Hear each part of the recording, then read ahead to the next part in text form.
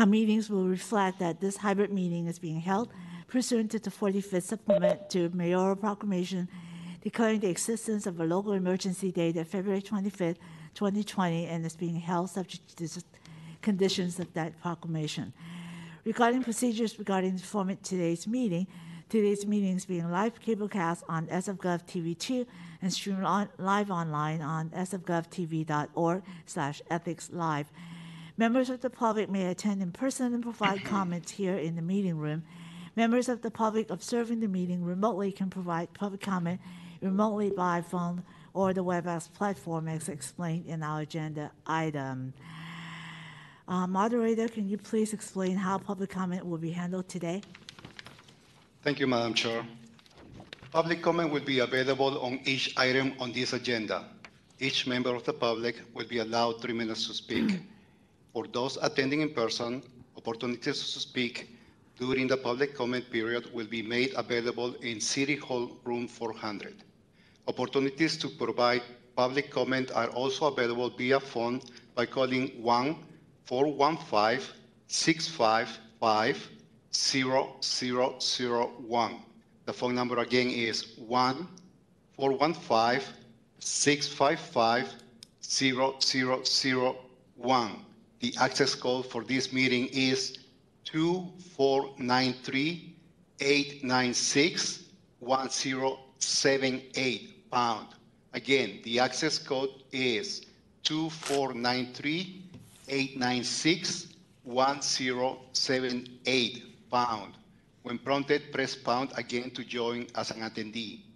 For callers, you will hear a beep when you are connected to the meeting. You will be automatically muted and in listening mode only. When your item of interest comes up, dial *3 to raise your hand and be added to the public comment line. You will then hear, you have raised your hand to ask a question. Please wait until the host calls on you. Your line will be silent as you wait your turn to speak. Ensure you are in a quiet location. Mute the sound of any equipment or devices around you, including television, radio, or computer. It is important that you mute your computer if you are watching via the web link to prevent feedback and echo when you speak. When the system's message says your line has been unmuted, this indicates it is your turn to speak. You will hear staff say, "Welcome, caller." You're encouraged to state your name clearly. As soon as you begin speaking, you will have 3 minutes to provide your public comment. 6 minutes if you are on the line with an interpreter.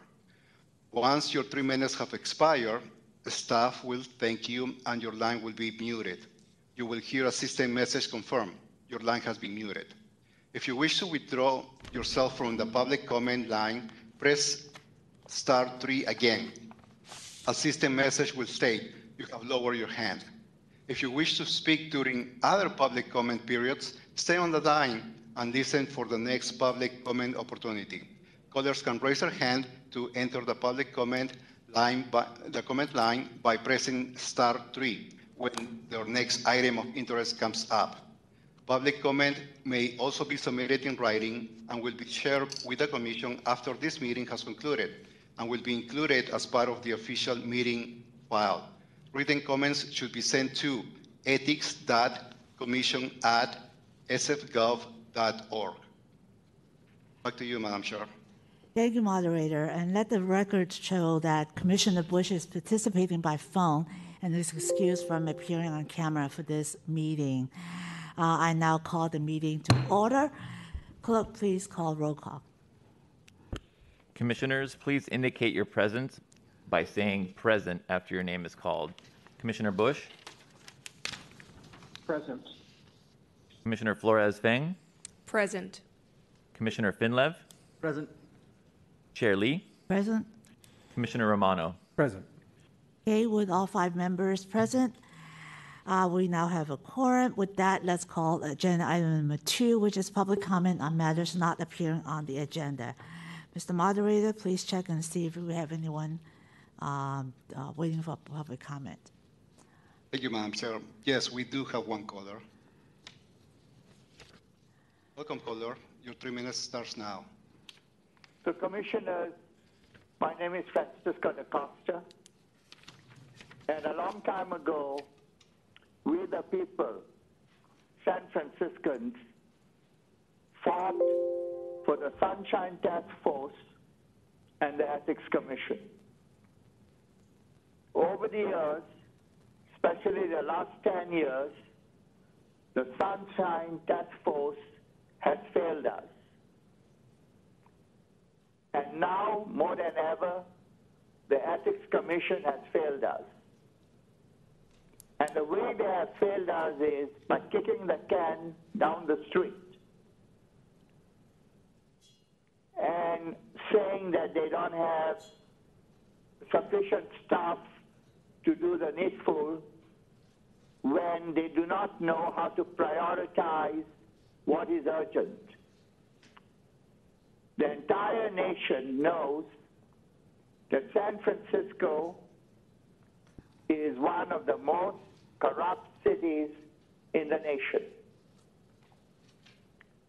And it's mandatory that the Sunshine Task Force and the Ethics Commission and the Controller and the San Francisco City Attorney do the right thing, but they have not.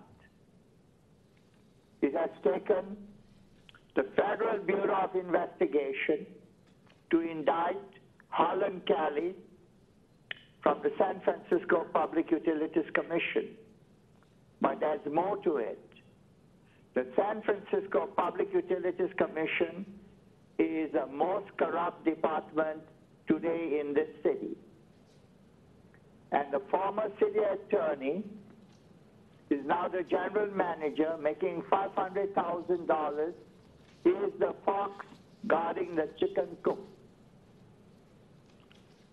And when we, the public, at public comment, reveal to you facts, empirical data that the Ethics Commission cannot do because they don't have a mechanism to do sound investigative reporting or investigate. Even when we give the empirical data to the Controller's office, we the people have been let down. So we look forward today that y'all will look into your hearts and do the right thing while you're discussing the agenda items.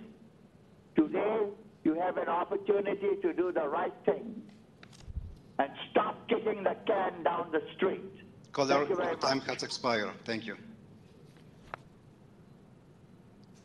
Madam Chair, there's no other callers on the line. Okay, thank you. The public comment is under item number 2 is now closed.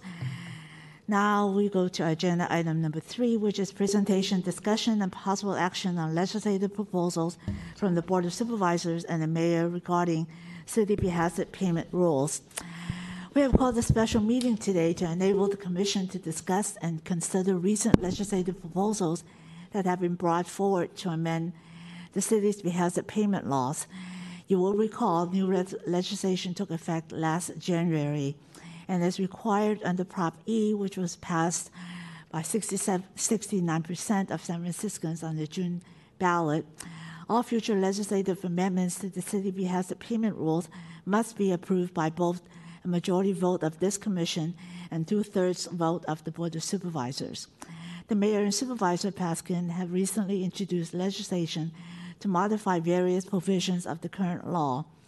In addition, we understand Mayor Breed has placed a ballot item on the November ballot to enact behested payments law changes.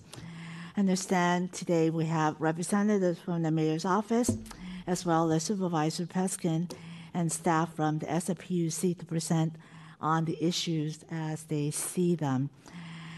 To set the stage for today's discussion, let's turn first to our Commission staff presentation, and then we will invite the participations of the legislative sponsors and the PUC staff. Now let's hear from our staff, Mr. Kenny. Mr. Kenny, because we already had reviewed some of these proposals from the last meeting, if you can focus on just the proposals that staff has recommended either outright rejection or with conditional support, just to get things started. Go ahead, please. Yes, thank you, Chair Lee. Can I get share permission here?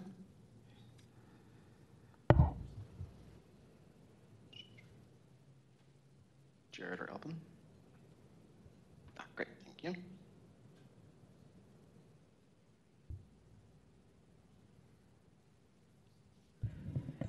Commissioners, if I might, while Mr. Canning is setting up his slide deck for presentation, I wanted to just provide a bit of context for your information and for the public information. Since the materials were published for this meeting late yesterday afternoon, we received a revised version of the proposed ordinance by Mr. Peskin and Mayor Breed, and we have attached those in printed version to materials that you have this morning. We also sent them to you yesterday, and inadvertently I attached an incorrect document, so you have the text in front of you this morning, and I apologize you haven't had a chance to look at it in depth, but certainly Mr. Peskin and representatives from Mr. Heckle from the mayor's office will be here to walk through that updated version as of yesterday. Michael can certainly, Mr. Canning can walk us through the provisions that we understand are in the basic documents that have been worked on to date, but certainly if you want to focus that conversation today on the proposal that's Mr. Peskin and Mayor Breed have put together yesterday, happy to accommodate that as well when they get to their presentations. Just wanted to highlight that for you. If Mr. Canning can also include those two in your presentation, that would be helpful for the audience who may not have gotten the information late last night or this morning. Go ahead, please. Yes, thank you, Shirley. Yes, to briefly set the table for today's discussion, talking about legislative proposals from the Board of Supervisors and the Mayor regarding behested payments. I'll run through this background very quickly as requested. This is part of the Commission's ongoing government ethics and conflict of interest review project that was started in 2020 in response to alleged corrupt activity by numerous city officials and people engaging with those city officials. And these recommendations related to behested payments come out of the first phase of this project. The background on the legislation is recommendations from the 2020 project that was started. The Comptroller's Office also published a report recommending the city prohibit city officials from soliciting behested payments from interested parties. In November of 2020, the Commission published a report containing similar recommendations. In December of last year, the Board of Supervisors passed that legislation prohibiting city officials from soliciting behested payments from interested parties, and those new rules went into effect in January 2020. Overview of those new rules, they prohibit the indirect and direct solicitation of behested payments from interested parties. They expand the definition of what an interested party is to include certain contractors that were not previously covered by the definition, persons seeking to influence officers and employees, as well as registered lobbyists and permit consultants. And they eliminate the need for the city's previous behested payment disclosure, as that disclosed activity is now prohibited. As the chair mentioned, Prop E passed in June with 69% of the vote. This made changes to the way certain contractors with the board were made interested parties. It also requires that any legislation passed related to behested payments is approved by a supermajority of the Board of Supervisors and the Ethics Commission.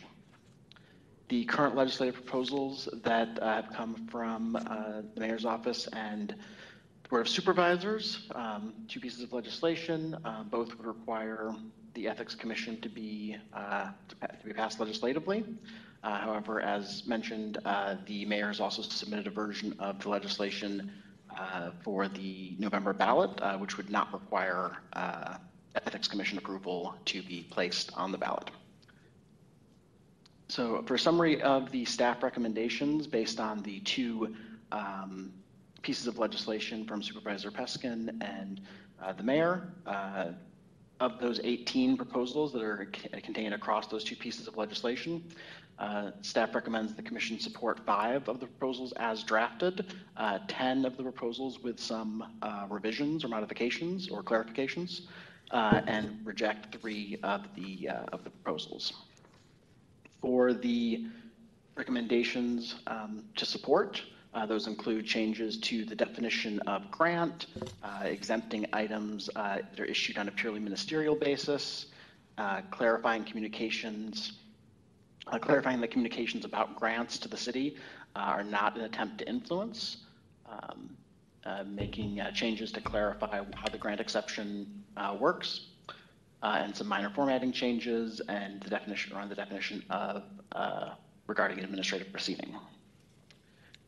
The recommendations that staff recommends the commission support. Sorry, apparently people aren't seeing my slides. Great. Well,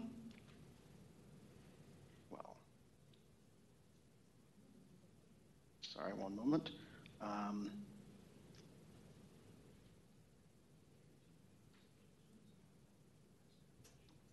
Okay.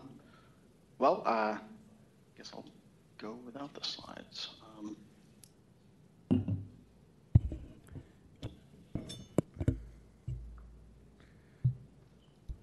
Mr. Canning, we have your materials here, so you can probably proceed without the slides. Okay, great, very well.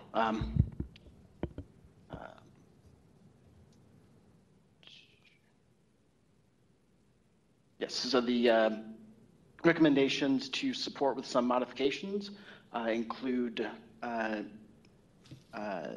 if I may, yes. This document is public, correct? Right. Correct, yes. So just reading it, I don't think Mr. Canning is super helpful. We have it in front of us. If there are things that you want to direct our attention to specifically, or if the commission has specific... Yes, I'm happy to do that, Commissioner.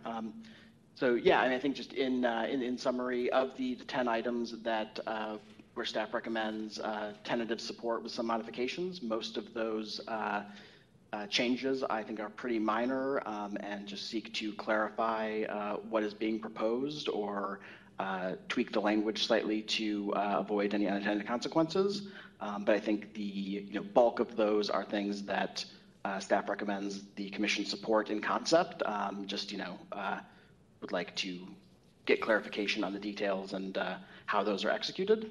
So that leaves a lot of overlap in terms of what's being proposed by Supervisor Peskin and the mayor regarding ways to strengthen the city's behested payment rules. Okay, how about this? Because one of the commissioners will need to leave by a certain time, so I would ask my fellow commissioners to hold off questioning to Mr. Canning, and let's proceed to listen to our other participants, representatives from the mayor's office, Supervisor Peskins, and representatives from the PUC, and then we can have questions. Okay, so let's proceed. Who would go first? Supervisor Peskin, and welcome. Chair Lee, commissioners, staff to the Ethics Commission, my name is Aaron Peskin. I am the primary author of what became Proposition E on last month's ballot. I'm sorry, was that last month? God, it was last month. And am pleased to be before you today. The staff report regales you with the history of behested payments. When I first started as a supervisor 22 years ago, it was a completely unregulated field of ethics law. There was no behested payments reporting. The words behested payments didn't even exist, but over the succeeding 20 years, it is now regulated at the state and local levels, and appropriately more and more so. And as the staff report indicates, in the wake of the 2020 revelations about corruption by, in one case, a department head, we heeded the calls of the Ethics Commission and the Controller's Public Integrity Report, and my then colleague, Supervisor Haney, drafted legislation which ultimately became law in December of last year, with many modifications made along the way. By way of candor, I became concerned that there were efforts to revisit that law and brought Prop E forward expressly for the purpose of having a conversation like the conversation we're having today that involved the approval of this body to in any way modify that legislation. So I welcome this conversation today. I was hopeful that this body would promulgate regulations to the December legislation, which have yet to be forthcoming.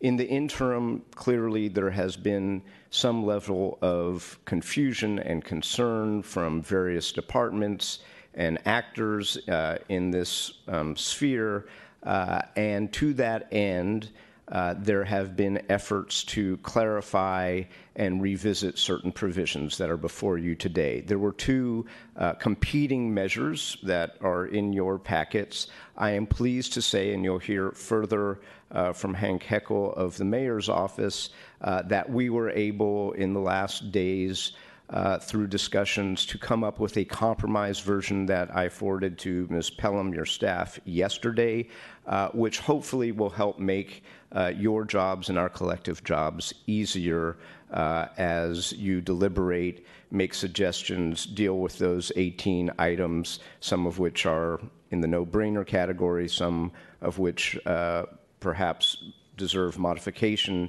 and some which staff takes issue with. Those have been further clarified in the compromise version that is now before you. Ultimately, it is my hope that a piece of consensus legislation with your imprimatur can come forward and the board can take that up and enact it by a 2/3 majority come September. Your body would have to forward that recommendation with a simple majority of 3 of your 5-member body. I am available to answer questions, welcome you as a thought partner in getting this right, and will remain for the rest of this meeting until you go into your closed session. Thank you for the opportunity. Thank you, Supervisor Peskins. And if you could wait for the other presenters so that we can ask questions together. Let's have Mr. Heckel representing the mayor's office.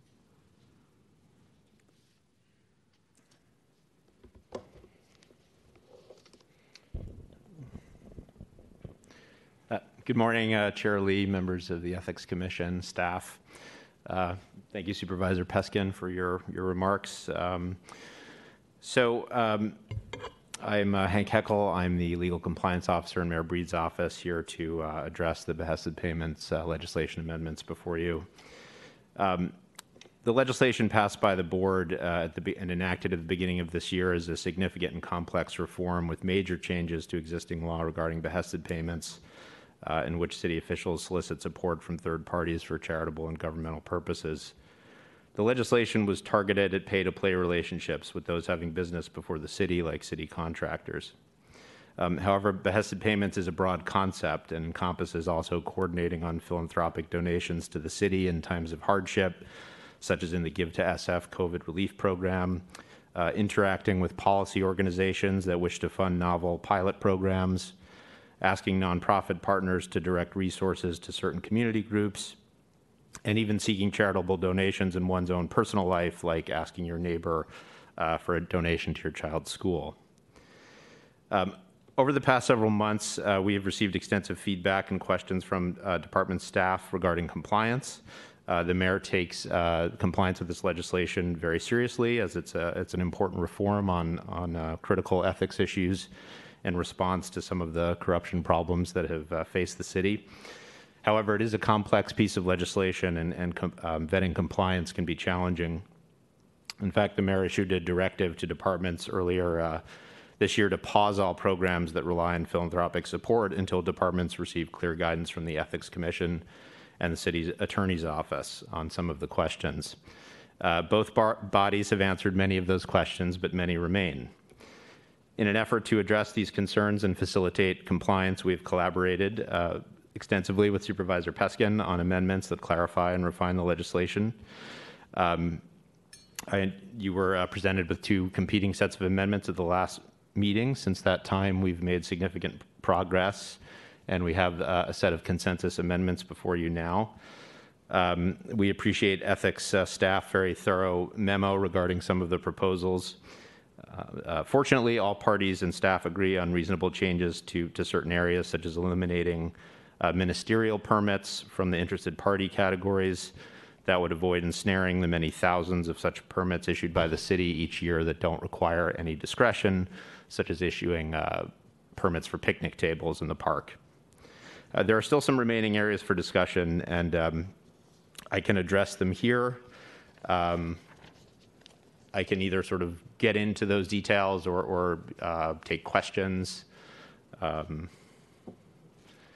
Happy to focus on just a few issues that I know have received some attention. Is the attempt to influence element of the legislation. So, we've had some challenges in dealing with implementation of this section of the legislation and figuring out compliance. This can have a lot of unintended consequences. Oftentimes, city officials will meet with foundations and community groups that engage in policy advocacy. This is critical to the open exchange of ideas and for officials to connect with often marginalized communities and hear concerns and new policy proposals. Frequently, such groups will offer to fund such policy initiatives and partner with the city on important projects. Unfortunately, an unintended consequence of the legislation is that very policy advocacy leads to a sort of catch-22 situation where policy advocates will meet with city officials to present, let's say, a pilot program, share ideas with how to design the program, and then offer to fund it. But because of those initial discussions, they get ensnared in the attempt to influence program, and it defeats the ability to actually receive the funding. We know this is the case, for example, with the Tipping Point program that was used to fund the city's very successful cabin shelter pilot at 33 Goff. That was done prior to enactment of the legislation. We received advice from the city attorney's office and the ethics commission that if, given the fact that Tipping Point had engaged with Department of Homelessness officials to advocate for that project, that could then prohibit them from actually funding the project under the current law. There have been some discussions of interpretations or maybe exceptions that would deal with that issue, but frankly, they don't go far enough because they only deal with funding directly to a city department, whereas the 33 Goff program involved the philanthropist funding the CBOs and other nonprofits, so it would still get ensnared under the current law. So in collaboration with Supervisor Peskin, we've proposed eliminating the attempt to influence portion of the legislation. We believe it's unnecessary and problematic due to these consequences I've mentioned. And we think it's redundant in light of some of the other prongs that exist should do the work of actually getting it pay to play, such as the contractor prong, the administrative proceedings prong, the lobbyist prong. All of those create barriers to the sort of commercial leveraging of favors that the behested payment legislation is designed to avoid. Another change that I know, has received some concern from staff is a sort of de minimis exception, where we would propose that payments of up to $1,000 are exempt. This is necessary to avoid complex compliance decisions where a small donation is involved. For example, a member of the department staff asking for a box of PPE during COVID. We don't want to create situations where we have to do this complex analysis of whether someone's an interested party for a low ticket item such as that. It also helps to protect the small charitable solicitations that people make in their own private lives, which is important activity that's covered by the First Amendment but is impacted by this legislation, i.e. A solicitation of $100 from a neighbor for the March of Dimes or to sponsor your walkathon. Those aren't the types of donations and payments that this legislation is really focused on. So we think it would just be helpful to exclude these smaller ones. And this would also track with the previous local reporting requirement, which only required reporting interested party donations of $1,000 and up. So we believe that's an appropriate and really minor change that shouldn't be controversial. In addition, in the compromise legislation that Supervisor Peskin and our office put forward, there's a limitation on the term of the contractor prohibition that would limit the duration of the contractor prohibition to start at the time that bids are made for a contract and then end 12 months after the award of the contract.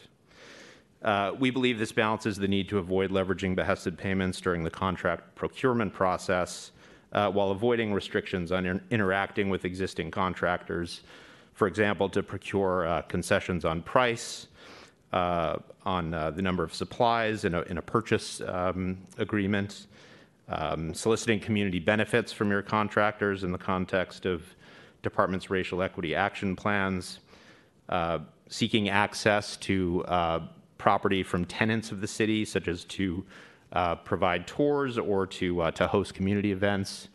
Again, those are contractor relationships, so those are impacted by the legislation in the absence of a change like this. It would avoid ensnaring parties to long-term leases, like 66-year leases, where there's no real concern about exchanging a behested payment for procuring a contract.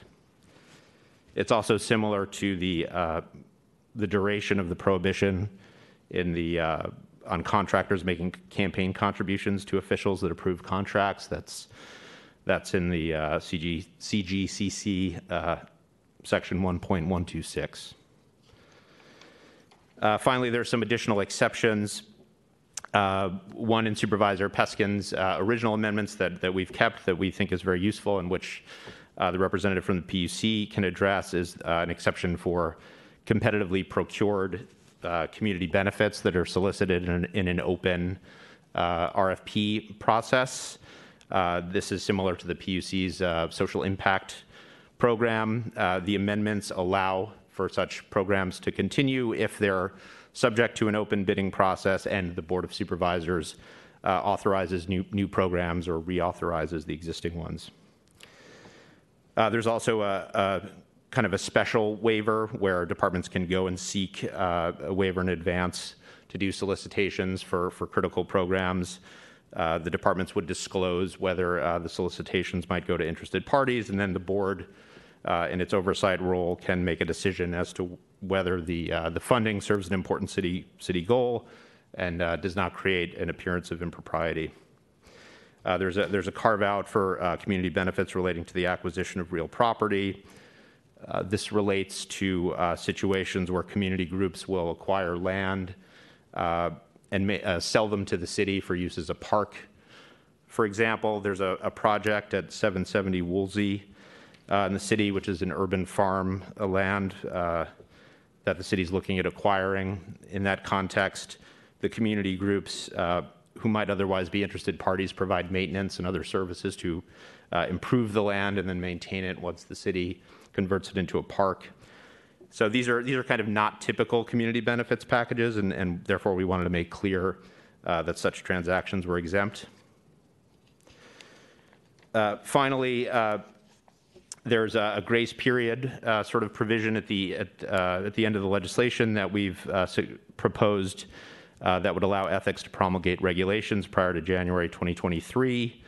Enforcement would be stayed before that time or until 60 days after regulations were issued. This will allow ethics to perform its essential functions by issuing regulations to provide additional guidance, and will allow departments and the city attorney and ethics staff to continue to work to provide guidance and vet compliance as departments adapt to the requirements of the ordinance. Thank you. Thank you, Mr. Heckel. Before we have any questions, let's call for representatives from the SFPUC.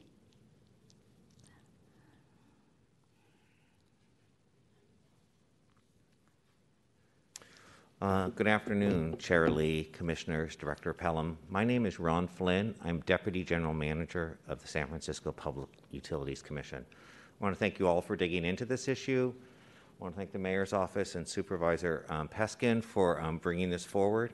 I'm here to talk about one specific exception that is in this, and that's called the social, that is the provision that would create an exception to allow interested solicitations from interested parties as long as they're made under an authorized program for charitable donations to nonprofit 501c3 organizations and schools.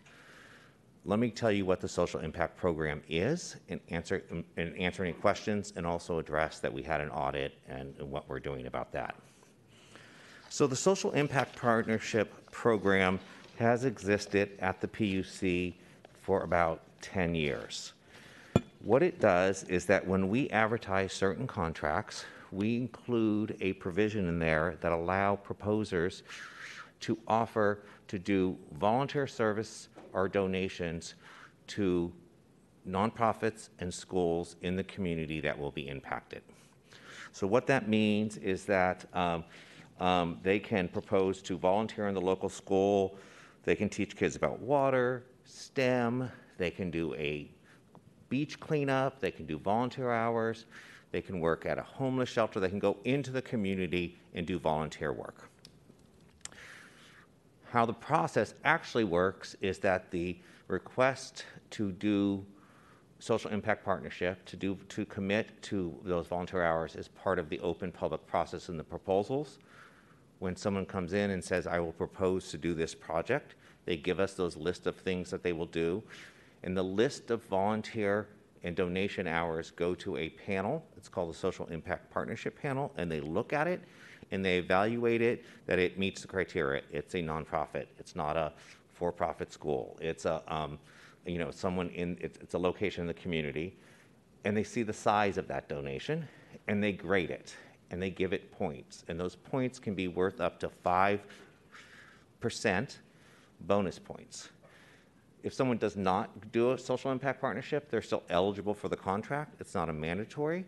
They just are not eligible for the bonus points. Separately, a panel is evaluating the merits of the overall proposal. How good is your firm? What is your price? All of the things that go into an evaluation of a panel, of a proposal. Those points get added together, and the highest proposer, including bonus points, then the city enters into negotiation or contract with. That proposer's social impact partnership commitments that they've made now become part of the contract. And so it's a contractual agreement to do those volunteer hours. It's a contractual agreement to make those donations to where they said they were going to make them. A couple things that I want to make very clear. The city and city employees are not eligible recipients of any of the donations or money. So this cannot come to the city. It cannot come to city employees. PUC employees are prohibited from directing where that money should go. It's a voluntary provision. And I will sort of talk about a new idea that came from Director Pelham and staff about how to sort of make that more robust in a moment. So the commitments become part of a contract. And then it's up to the PUC to enforce those. As you know, the Comptroller's Office conducted an audit of this program last year, and sometime in December came up with the audit and had 7 recommendations. They really revolved around transparency and enforcement. And so we have taken steps to address those. The first thing we did is General Manager Herrera directed staff to agree to every audit recommendation and to begin to enforce those. So that began right away. We recently did our first 6-month update where we are either have completed or are in process on all 7. But let me talk about what those particular things are. On enforcement, it turned out that of the contracts that had a SIP, there were 4 or 5 contracts that had gone through the life of the span and the firms had not done the things that they had committed to do. And there was no teeth, and there was no mechanism, and there was no enforcement. We have now looked at every single contract. We have contacted everybody. We have a process in place to ensure and communicate when those people are meeting their obligations. This links into our transparency portion. Every single contract that has a SIP commitment is now publicly available on a dashboard that's on the PUC's website. That dashboard includes the firm who made the commitments, the people who are getting those commitments, and how well the firm is at making those commitments. So if someone is halfway through the project and they've done half their commitments, they have a green. If someone's halfway through the project and they've done 25, they have a yellow or a red, and we have to start working with them to up their commitments to the community that they made. That transparent portion was also one of the criteria that the audit wanted us to meet, and so really wanted us to come up with a way of letting everybody know who was getting this money and how and when and where they're getting it. The other piece is that there was a lot of confusion about whether or not the PUC was directing where this go for. You must give to my favorite nonprofit. It has always been the policy to not do so, but there was ambiguity in contract language, and there were things that needed to be cleaned up. In addition, since working on this particular exception as we were asking to be able to continue this program, Director Pelham and her ethics staff suggested that we create not only transparent about like who has it, but how you can get it, how you could become a school or a nonprofit that are raising your hands for a firm to reach out to do. What we would like to do is to sort of have a community event where people want to come and participate. They can raise their hands there, but we are now building this on our dashboard so anyone can sign up to say, this is who I am, I'm Food Not Bombs, this is what I do, please select me as a recipient. Firms then see those and they get directly. Again, PUC staff is prohibited from saying, please give to that one or that one. The grading is if they meet the criteria. Are they a nonprofit? Are they a public school? Are they in the area that is going to be impacted by the contract, and how big the commitment is? So that's what it is. I'm happy to answer questions about our response to the audit, about how it works, any other things, and I appreciate your consideration and request that you do allow this to be an exception to the behested payment rules, because under the current rules, we're not allowed to continue to seek this in new contracts going forward. We have the obligation to enforce it on old contracts, but we can't do that until we get our exception. Thank you, Mr. Flynn, for the presentation. Commissioners, if you wish to ask questions or make comments, please go to the Request to Speak button. Right now, I want to call on Commissioner Bush if you have any questions or comments. I have just a few questions. To begin with, most of these issues require some form of meet and confer. So when Mayor Breed or Supervisor Peskin and other members of the board introduced measures for the ballot, did they have a meet and confer process that took place prior to that?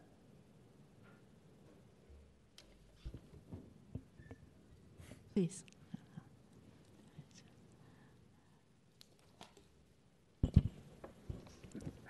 This is Supervisor Aaron Peskin to Commissioner Bush through Chair Lee. I believe that the original behested legislation introduced by Supervisor Haney was subject to meet and confer. The measure that became Proposition E was not subject to meet and confer, but the executive director of the Department of Human Resources is in the room, and don't want to put her on the spot, but can answer any questions to the best of her ability. Might as well. I don't want to be mysterious about what's behind my question. Ethics has been working for some time on behested payments and updated our policies, and we've been involved in a meet and confer process that's now gone on for almost 2 years. And I'm wondering, is this what can be expected as a result of meet and confer? And is that the same situation that the mayor, for example, has faced when she wanted to put something on the ballot? Did she have to go through a meet and confer process that could drag on for several years before action can be taken? Commissioner Bush, Director Eisen is here, so if she can just briefly address your question. President Lee, members of the commission, good morning. My name is Carol Eisen. I'm the Human Resources Director for the City and County of San Francisco. I will do my best to answer this question.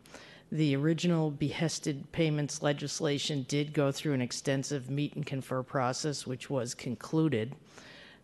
We have evaluated the language in the proposed ballot measure and preliminarily have concluded internally within our own shop that because there are no significant adverse impacts to employees, that it would be subject to our normal process of informational meetings, but would not require meet and confer. And similarly, as I understand it, the proposed legislation, we would arrive at the same conclusion. We have had a couple of meetings with our labor organizations about this, and it's my view that we would not receive a challenge about it due to the fact that the proposed legislation you're considering here does not constitute significant and adverse changes to employee working conditions under those terms.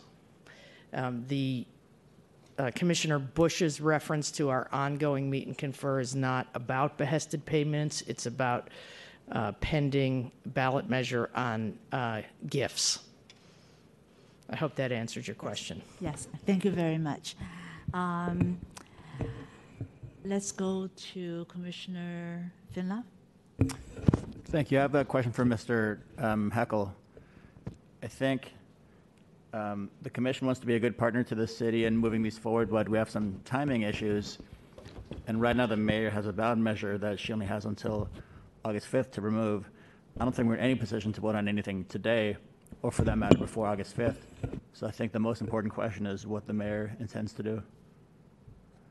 That's a good question, Commissioner Finlev. Thank you. No, but what we're looking for today is progress, and I mean we've made significant progress on the legislative front with Supervisor Peskin's help and work, which we appreciate. And we appreciate the commission convening for the special meeting, given there is a ballot measure the mayor's put forward that is still out there. We have until August 5th to decide whether to leave it up or not, but I think what we're looking for is movement, and we're looking for areas of agreement or concerns or questions. We want to help the commission get to a place where we can approve something that works for all partners. So we're not, while we do want to move forward, we're not coming in here with some kind of ultimatum or anything. Certainly nothing like that. I think there's very limited work that we can do today to send any message to the mayor, other than saying, I think we're all taking this very seriously. We want to be partners. I personally have some just factual questions about the proposal. Nothing that would torpedo it from where I'm sitting, but it's hard for us to signal any movement since we're just seeing this for the first time. But at the same time, I think we want to assure the mayor, the supervisor, that we want to be partners and productive members of this conversation. Okay. Yeah, thank you. I mean, I think, given the progress we've made with Supervisor Peskin, obviously we need the input of the Ethics Commission. It's legally required. It's valuable. It's that's what we're interested in hearing. So we're not trying to sort of push things without a sufficient hearing, but we we think today can serve a purpose of kind of airing areas of agreement or not. Well, I do have a couple of quick kind of specific questions about the measure for you. My colleagues may as well, and I also have questions for, I think, the supervisor and the PUC, so maybe we can take you in order. And I think I see the Tipping Point CEO is here as well, and may have questions for him as well if he is able to stick around. And I'll be very brief. Mr. Heckel, you mentioned, I think one of the key issues was getting rid of the intended influence prong, and you explained the issue is folks communicating about their own grants, which makes a lot of sense as to why that is an issue that we want to address. But couldn't that be addressed with a surgical exemption that gets at that specific issue, communications about your own grant, as opposed to what is proposed as a much more broader remedy, which is getting rid of the entire intense influence prong? So I guess I'm wondering what, other than folks communicating about their own grants, are problematic? And that relates to my question for the Tipping Point CEO. Is it Mr. Cobb, I think, or Cobbs? Yes. The examples, and when you have a chance, one question I would have for you is, the issues that your organization faced, are they purely because you're communicating about your own grants as opposed to other issues? I don't expect you to answer from the gallery, but that's related to my question to Mr. Heckel. Thank you, Commissioner Finlev. So the question is, why remove the prong as opposed to something more focused? Right. The problem you described seems like a very legitimate problem, but it seems like there may be a narrow way to address that. Yeah. So I think the problem is this element of the legislation, while it kind of sounds like it has value on its face, and we totally understand the intent behind it. It's really kind of a bear in practice. It's frankly broad, it's nebulous. Any discussion, a phone call, a meeting, right, depending on what you talk about, could become an attempt to influence. And these are the kinds of normal political and policy discussions that officials have with their constituents, with foundations, with community groups, with nonprofits. And to your point about trying to focus it, in practice, we've had a lot of questions around the grant example. So there has been advice that if you're kind of, you adhere to the context of a grant to the city, then maybe you're okay. But the problem is, as I said, what if you are going to target the funding to other nonprofit partners? Plus, there's a question of what's within the bounds and what isn't within the bounds. So if if you're having related policy discussions, if you're meeting with a group that advocates on homelessness and they have sort of a whole agenda or a whole suite of policy proposals, and you sort of pick what you say, this one, we've heard your three proposals, this one makes the most sense, we'd like to implement that, we'd like to seek a grant from you to design it and fund it and build it, but now they've already advocated to you on the two other policy proposals. So reading this strictly, they're off limits now. So it kind of creates all these artificial and very difficult to vet boundaries around just sort of policy dialogue, which we really think is just unworkable. And I guess part of your response is that to the extent that a party is a contractor or a lobbyist, then they're already captured in other parts of the interested party prong. Is that right? Yeah, I mean, we think the other prongs really cover the waterfront of sort of pay to play, leveraging favors for commercial purposes, for business purposes. So contractors are covered, those seeking contracts, administrative proceedings, which is actually a pretty wide berth of activity, licenses, permits, all kinds of entitlements, any sort of enforcement hearings. Once you're in that category with a department, they can't solicit you. Lobbyists, you can make a solicitation through a lobbyist, through a permit consultant. And we think the types of, improper, attempts to curry favor would be covered by those other instances in almost all cases. I mean, I'm not aware of specific sort of real world cases where this has been a problem. I mean, all the examples in the controller's report related to contractors mainly. Maybe there were also some folks that might have had administrative business before the city. So just kind of these policy dialogues and discussions in the abstract, I think, don't really create a problem. I mean, business interests tend to have those discussions through lobbyists, so you can't, you couldn't solicit the lobbyist, and you couldn't solicit the entity with business, assuming they have a contract or they're subject to a proceeding. I have two more quick questions for Mr. Eckel, but I want to let my colleagues jump in if they have questions. Since the request to speak function is not working, so let's do the try and true method of raising your hands. So, anyone have? I can. Okay. I do have a question for Supervisor Peskin. So, Madam Chair, I had a couple more questions for Mr. Heckel specifically. Oh, okay. I thought you were done. Okay, go ahead, please. No, I just wanted other folks to have a chance to Okay, ask please him go ahead. questions if they did them. On the waiver issue, that's a new one that wasn't in either proposal, so originally, so I'm digesting that. But as written, I think it would allow the Board of Supervisors to waive themselves from the requirement. Has there been any So I'm going thought? to let them know you want to speak. I'm sorry, what? I'd like to speak. Who was that? I'm not sure who's This is- speaking. This is Commissioner Bush. Oh, can you please hold on? This is Larry Bush. Yeah, can you please hold off until Commissioner Finloff finishes questioning? Yes. Did you hear the question? About the waiver provision? Right. Just the concern is that it just occurred to me that it will allow the Board of Supervisors to waive themselves and allow them to solicit payments that would otherwise be prohibited.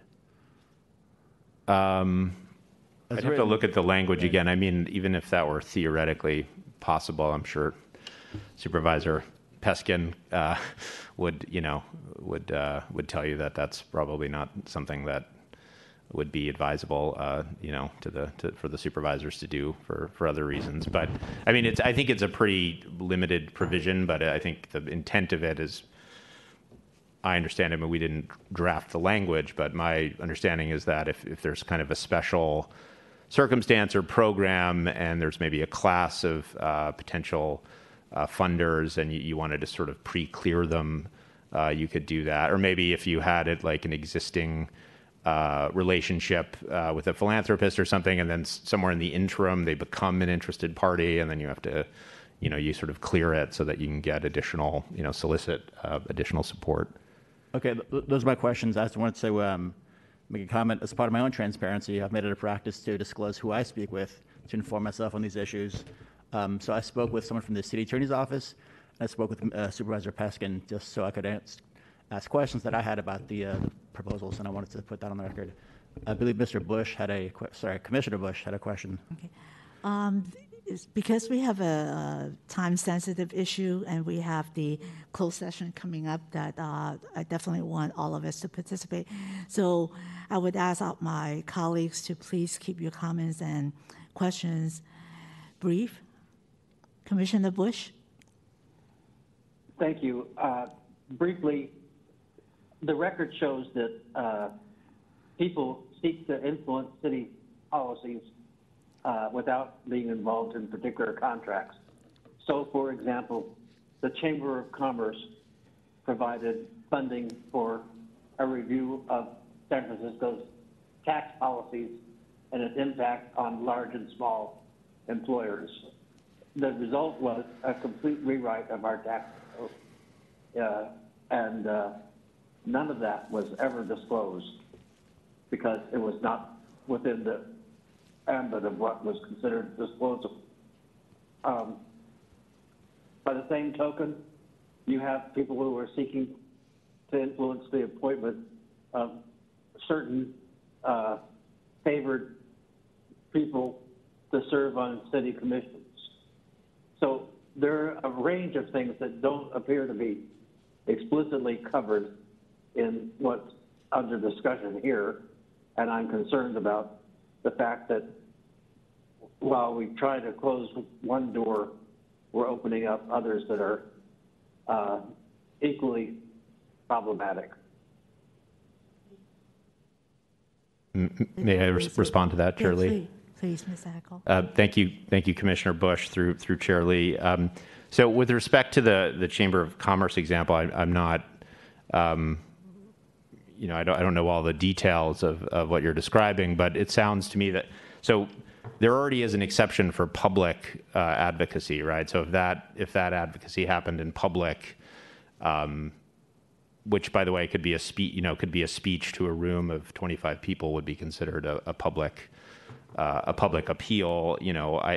probably, I mean, if they issued a public report, I think that probably went through a public appeal. So I don't really think it was some sort of backroom type situation. Also, I mean, the situations that were mentioned really are regulated in other areas of existing ethics law. So I'm not sure the code provision exactly, but I know there's a restriction on exchanging favors for a seat on a commission or for an employment decision or for some kind of official action. I mean, those are specifically laid out in the Campaign Governmental Conduct Code. There's also, of course, state and federal bribery protections locally in terms of contract decisions, or maybe the staff raised the issue of what if a business wasn't seeking a contract themselves, but they tried to thwart the contract bid of a rival. I mean, that I think would clearly be a violation of the city's contracting laws for open and fair contracting procurement. So, I mean, that would be illegal to exchange some kind of behested payment for that. And it would also be, subject to bribery, anti-bribery laws as well. Thank you. There's no questions from my colleagues. I do have a question for Supervisor Paskin. Under the behested payment exemptions, one of the amendments that you propose is it prohibits the Ethics Commission from imposing penalties on city officers or employees who may have violated the ordinance. As you know, the people of San Francisco gave this commission a mandate to conduct investigations and impose penalty on violators. So can you give us the thinking behind this and the rationale why this amendment was proposed? Yes, thank you for that opportunity, Chair Lee. The amendments that are before you in the compromise version brought to you by my office and the office of Mayor Breed includes a provision, an implementation provision, a safe harbor, if you will, that asks the Ethics Commission to timely promulgate regulations within your authority, and to do so on or before the first day of January of 2023, but as soon as possible. And during the pendency of your regulatory rulemaking, that nobody be penalized until those are done January 1st, or your regulations, whichever comes sooner. So really, it is, if I may be candid, an admonition to this body and your staff to timely promulgate regulations without anybody being held liable during the pendency of regulatory decision-making. I would also like to respond to Commissioner Finlev relative to the pre-approval waiver provision, which is that I would be more than happy to make it explicit that the Board of Supervisors would not provide that as to itself, although I note that, I say with a smile under my face that you cannot see, that the mere fact it would have to be done in public would, as a practical matter, render it moot, but I'm happy to put that into the ordinance if you so suggest it. If I may, Supervisor Peskin. Hi, thanks for all the work on this. We really do appreciate it. So wondering if you could address quickly what I perceive as the major concerns that were raised in the staff memo, and actually concerns that I share, which are the removal of the administrative action piece of the definition of interested party, and the removal of the attempt to influence provision. Those, I think, are fairly significant, and we need to understand why you want to do that. So let me be candid about that as well, which is, and I think Mr. Heckel spoke to it correctly from my perspective, which was, as a practical matter, it was proving itself more and more difficult to implement. But in my conversation with Mr. Finlev, which he appropriately disclosed, we actually were starting to have a constructive conversation about ways that it could be more narrowly tailored. I mean, for instance, what I believe in the legislation that we originally passed, but I also am hearing legitimate concerns from actors in the political and administrative processes that are government. The budget is a legislative action. The budget of San Francisco is an ordinance. It involves the participation of literally thousands of people and organizations. And so in that very specific sphere that comes about in a compressed period of time on an annual basis, thousands of organizations are influencing legislative action and are otherwise participants in this arena. And so that, from a practical standpoint, became very, very difficult to implement and carve up in a way that that made sense, and hence the agreement between the mayor's office and my office relative to removing that. But Mr. Finlev had some creative ideas that we were kicking around when I talked to him for the first time on Monday evening, and I would be open to those, and I think the mayor's office would be open to those, and that would require these kind of discussions and your engaging as a thought partner in this process, which, as I said earlier, is precisely why Proposition E included the majority approval of this body. Just have one point of clarification, and this is revealing my own candid ignorance, but it's not, none of this prohibits interested parties from influencing or attempting to influence anything in the city government. What it prevents, please correct me if I'm wrong, is the city city employees from then asking those organizations to give money to something. Is that correct? That is correct. All right. And given, and I'm sorry for underscoring this repeatedly, the lack of regulatory interpretation, and given what has happened in the last 6 months, and frankly, no offense, the very conservative interpretations that have been forthcoming from the city attorney, the reality is that this has been applied in a way that in some instances was not intended, that quite frankly don't make common sense.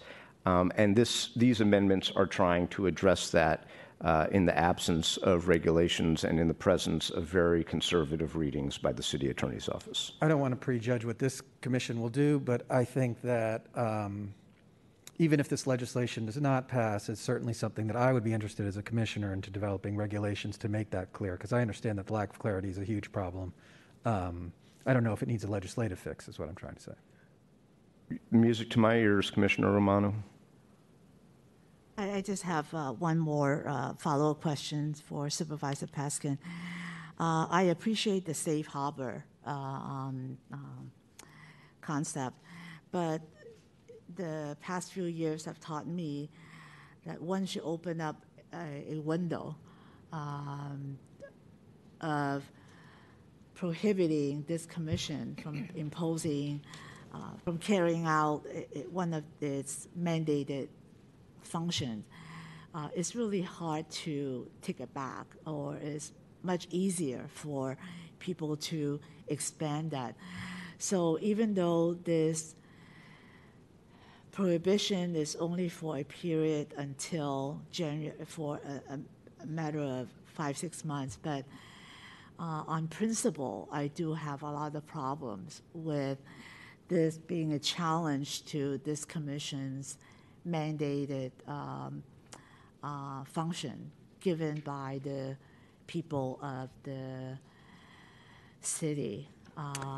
So I understand the practical reason, but on principle, I still have a lot of problem with putting this in writing as part of the law, and future stakeholders may want to expand that and to chip away this really vital tool that this commission have in terms of really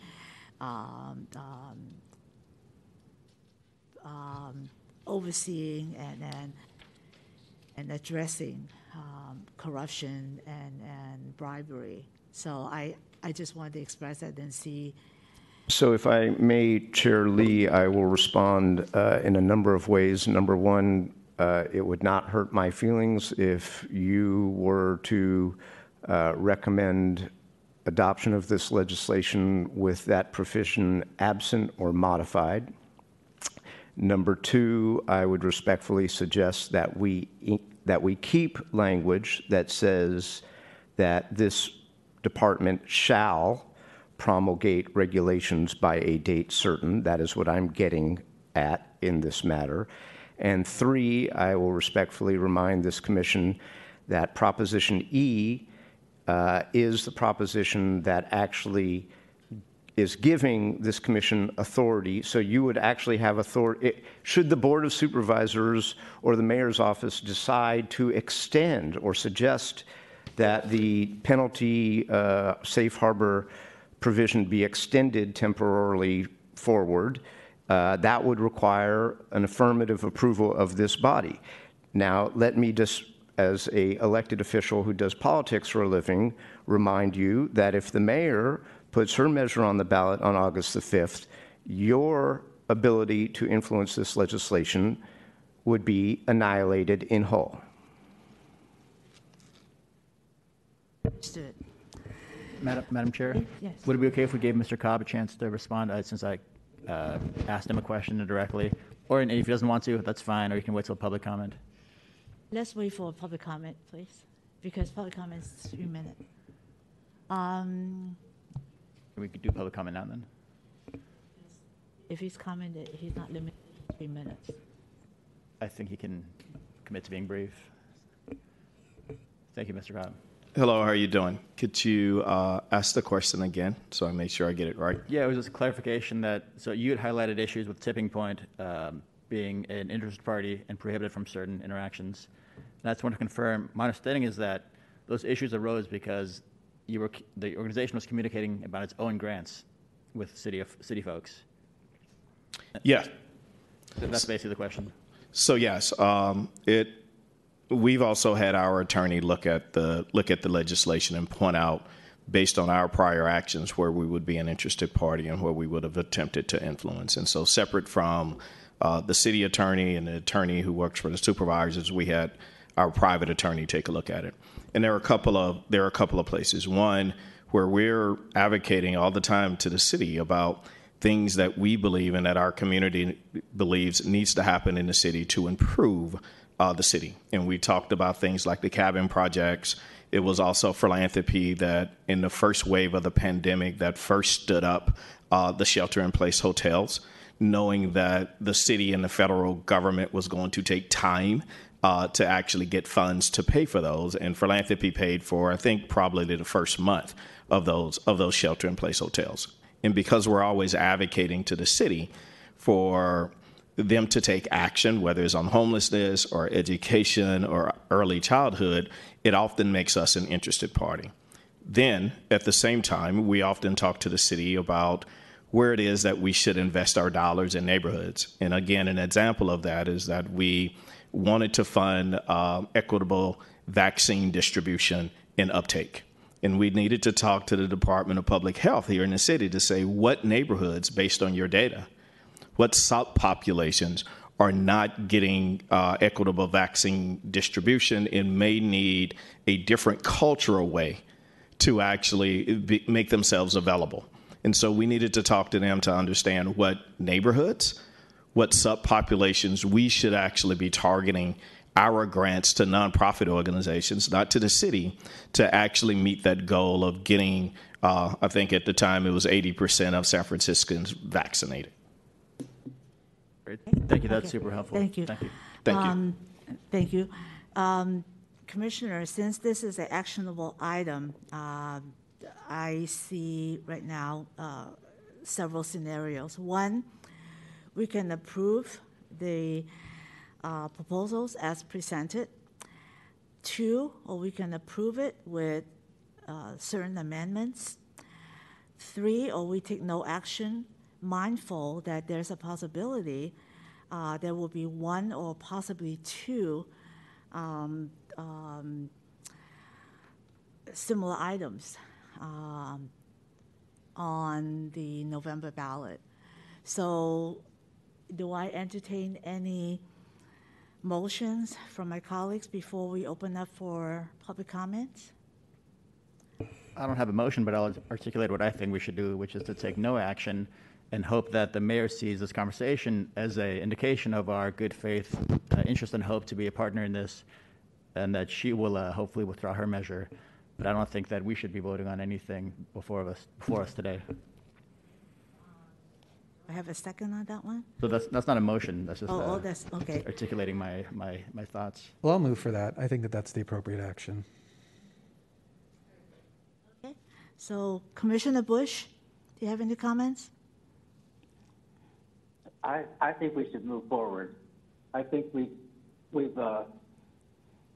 worked around on these issues now for more than 2 years, and we've seen a half dozen senior city officials indicted and facing criminal charges for the way they behaved.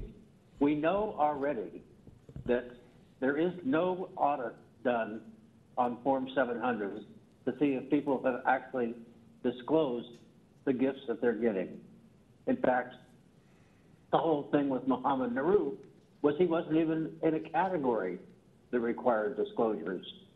So are you saying that we're going to rely on goodwill and ignoring the record of the past is to say that we are a hapless, hopeless group. And so I would not support a delay. I would support that we move forward, and if it only takes 3 votes to move forward, then I say let's get 3 votes and see if we can go forward. Okay, Commissioner Bush. This will be on record. Okay. Commissioner Bush, then are you making a motion to approve this in one form or another, either in totality as presented or with certain amendments? Commissioner Bush? I'm listening. I'm thinking about how to answer that question. Okay. Meanwhile, I think Supervisor Peskin would like to.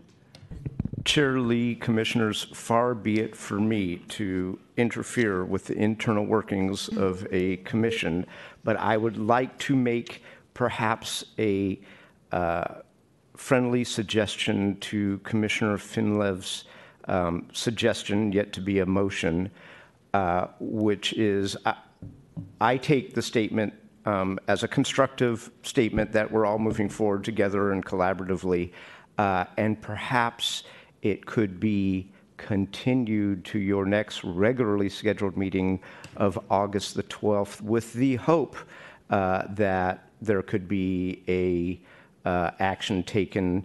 The Board of Supervisors does not reconvene. We are now on summer recess until the 6th day of September of 2022, during which time I believe you have one regularly scheduled meeting. So I think and I don't want to put words in the mayor's mouth, but what the mayor wants to see is that there is indeed progress and we are moving forward. Clearly, I have showed that my office is in the mood to compromise, hence the compromise measure that is before you, so you can work off of one measure instead of 2, which is definitely a step in the right direction. So I think if you could signal that you will take it up as soon as possible, that would be helpful both to the larger political ballot context as well as to getting this out of our collective hair. Thank you, Supervisor. Supervisor Bush, I didn't hear from you. As I mentioned, there were 3 possible actions that we can take. Commissioner Finlov has suggested a no action. I would suggest that we approve. I share your frustration and I share your commitment that we need to really move forward. And I would make a motion to approve this with at least one amendment, which is to remove the what is provision. Chair, excuse me, if I might just interrupt for one moment. I want to procedurally understand where we are. I believe I heard a motion from Commissioner Romano to take no action. So I don't know if Commissioner Romano wishes to amend his or withdraw his motion or look for a second. That was the first motion. Right? Yes, I believe that We was, have and that's on the floor. Motion of taking no action and to continue the conversation.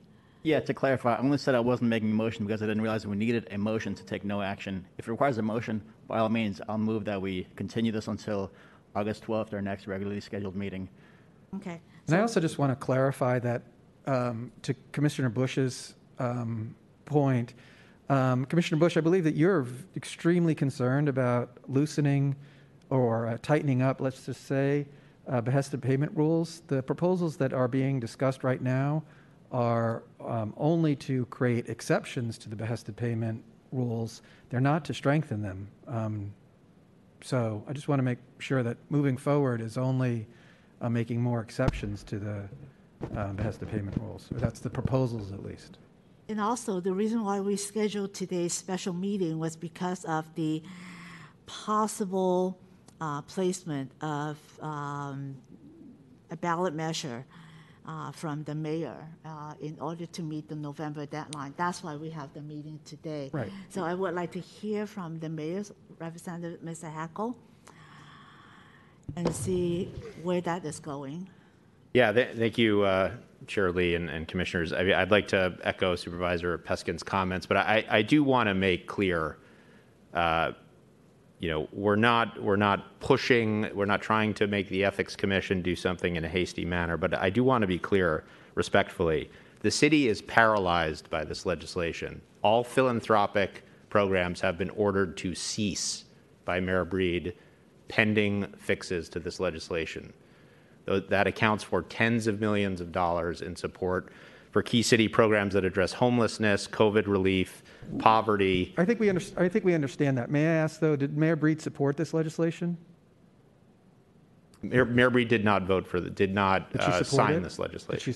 She did not sign the original, but passed unanimously with the Board of Supervisors. Is that correct? Correct. Did she oppose it? She didn't sign it. We knew there were issues with it, frankly, from the jump. Okay, I understand. We understand the urgency, and we understand the mayor's position in terms of making a ballot measure, and we understand if the ballot measure were to pass, that would remove our say-so and actually the Board of Supervisors' input on these reforms. I share Commissioner Finlev's position that we very much want to be a proactive partner, and certainly to the extent that there's problems or confusions or making the city run more smoothly, we want to definitely address that. We just got this last night. It's very hard for us to, as you said, I think it's a complex piece of legislation. I think it's over 100 pages. So, we just have time. I think you've understood our substantive concerns. The timing concern is I'm not going to act today and to approve any of this legislation, but we certainly want to work with you.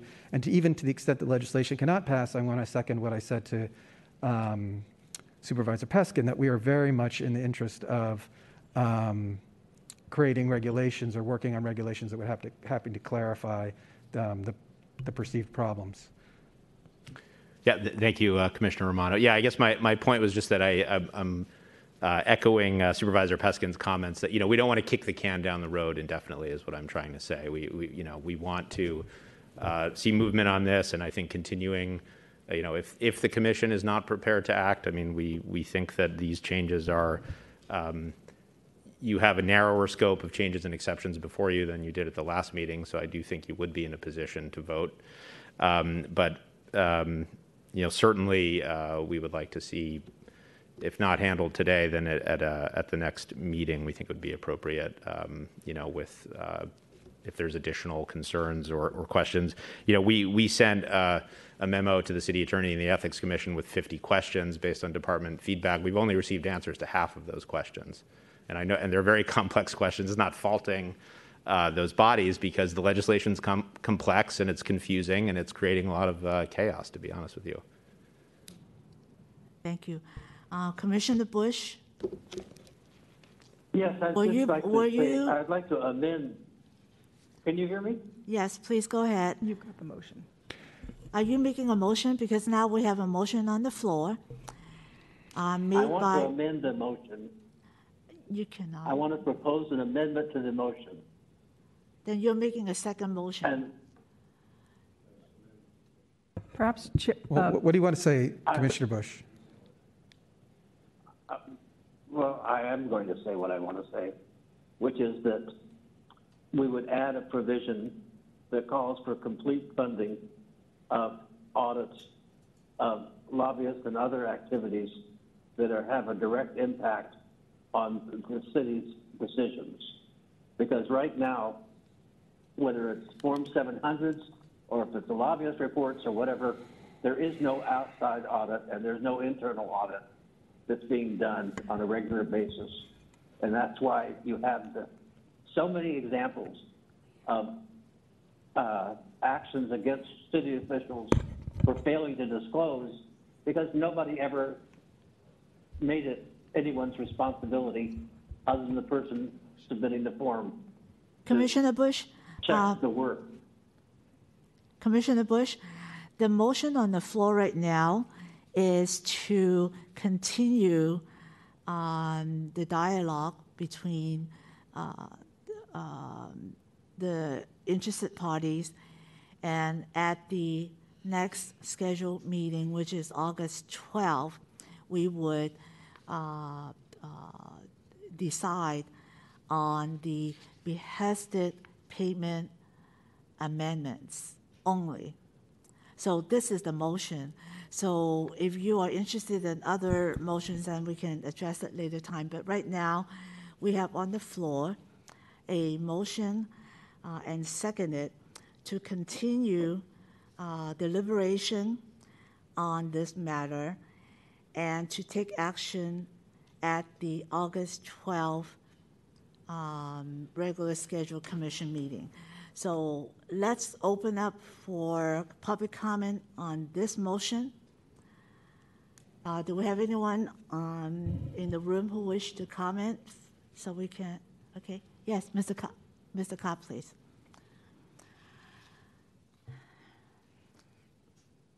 Hello again, Sam Cobb, CEO of Tipping Point Community.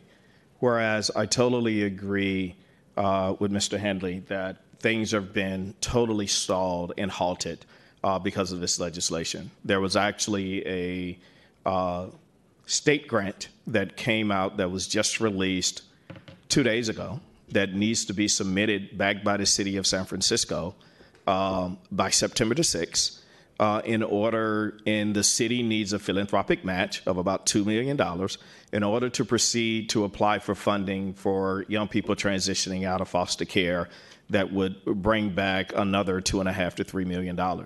Unless we can have conversations with that city department and we can help them pull together that match, they will not be able to apply for those funds. So I want to say that this has halted. It is having an impact as we speak.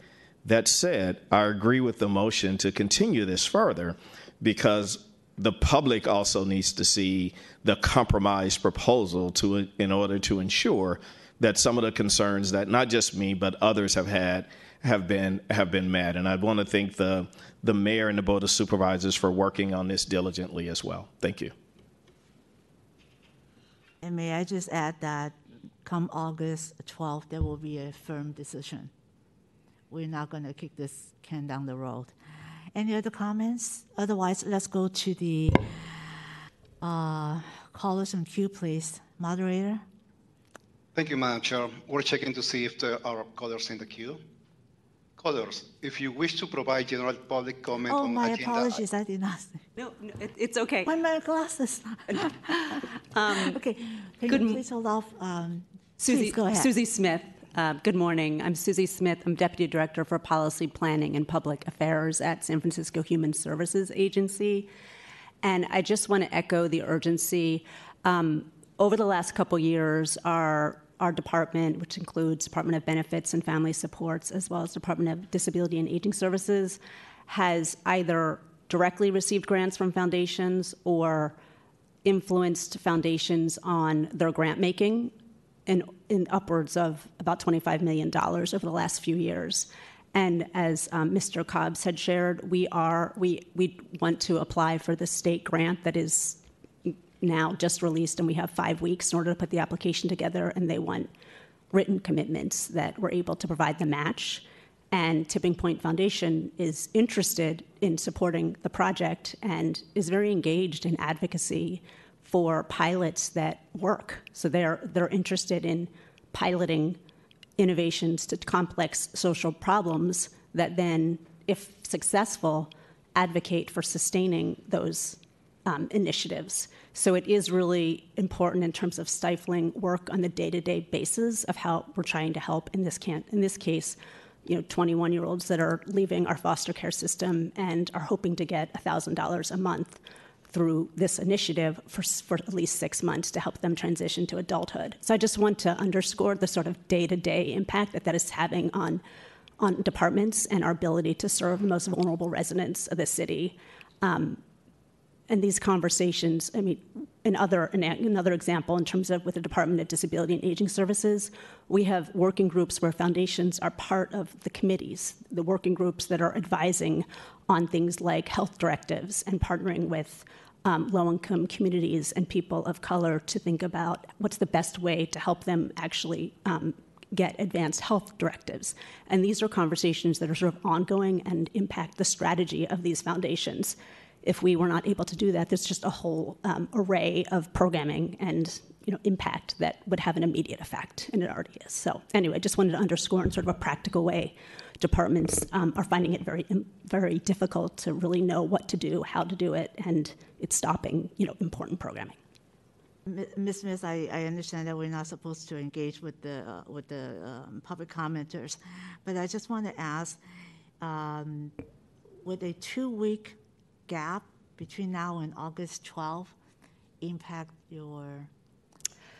The challenge is that the state has only given us 5 weeks to put the proposal together, and it's the middle of the summer. And so we need to have meetings in order to be able to, by September 5th, actually submit this proposal. So it just gives us a very short window. But my understanding from Supervisor Peskin is that the Board of Supervisors couldn't vote before September 6th anyway, so.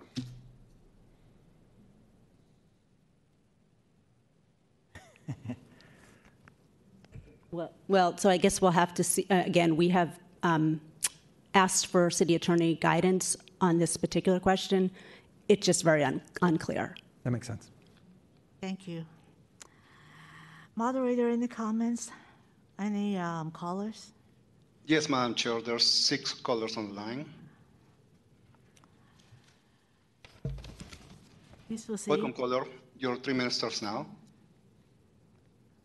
Hi, my name is Matt Valdez. Good morning, Commissioners. I'm here on behalf of the San Francisco Giants and the Giants Community Fund, here to talk to you a little bit about these amendments on the behested payments law. The Giants are a nonprofit community fund, and Rec and Park have undertaken a process to try to rehab the baseball fields at Crocker Amazon, along with a couple of other improvements. And this legislation has posed a challenge, to say the least. So I wanted to come before you all today to ask for you all to make amendments to the language to allow projects like ours and many others throughout the city to continue. I was born and raised in the Excelsior, grew up playing at Crocker Amazon. My mom still walks her dog there on a daily basis. The Giants and the Junior Giants have done many single field projects throughout the city over the years, but we've really been focusing on looking for a larger project that can have a more meaningful impact, and we identified Crocker Amazon as the perfect location. Years ago, we approached Rec and Park about a project at Crocker. I've been working with them diligently for the past couple of years, 2018, and included this project in the 2020 Health and Recovery Bond measure.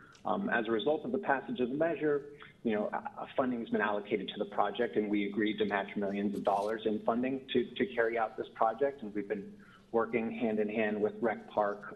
We've been a great partnership on designing the project, but we're now at a standstill as a result of the current legislation, because we've been advised that prohibits our project from moving forward. As you may be aware, Junior Giants program provides opportunity for thousands of kids throughout Northern California and specifically in San Francisco. And if you ever go to Crocker Amazon on a Saturday during the summer, you'll see our kids playing baseball and softball there for free and learning lots of life skills. But we do work a lot with Rec and Park. We do need field permits to allow those activities to happen. And, if we do win the World Series, we'll also need a permit from Rec Park to have that parade. And so as a result, this legislation has really tied our hands to be able to give, millions of dollars of support and beautify and rehabilitate our public park. And so, we're just asking for a project like ours and many other projects that really pose no real ethical issues, if you would be willing to amend the current legislation to allow projects like ours to be completed, for us to be allowed to provide matching funding, and to really just not provide the community and countless San Francisco kids from the opportunity to enjoy the project and play. And so with that, please ask you to adopt language that allows our project and others like ours to proceed. Thank you so much. Thank you.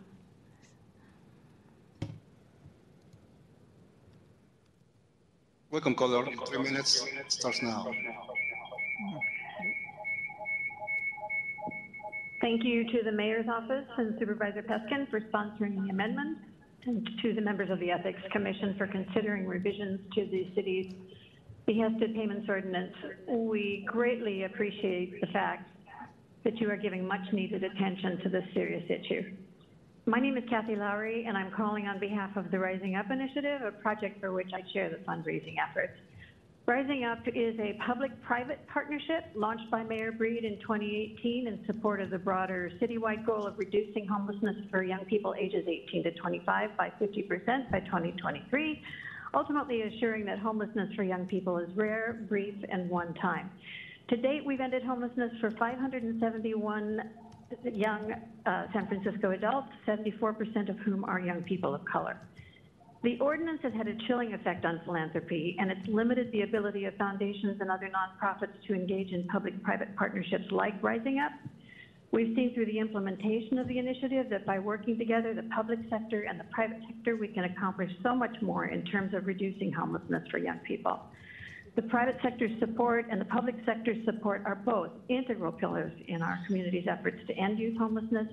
And while we support and applaud efforts to promote good governance and transparency, we urge the Ethics Commission to support the amendments as proposed by the Mayor and Supervisor Peskin. Thank you.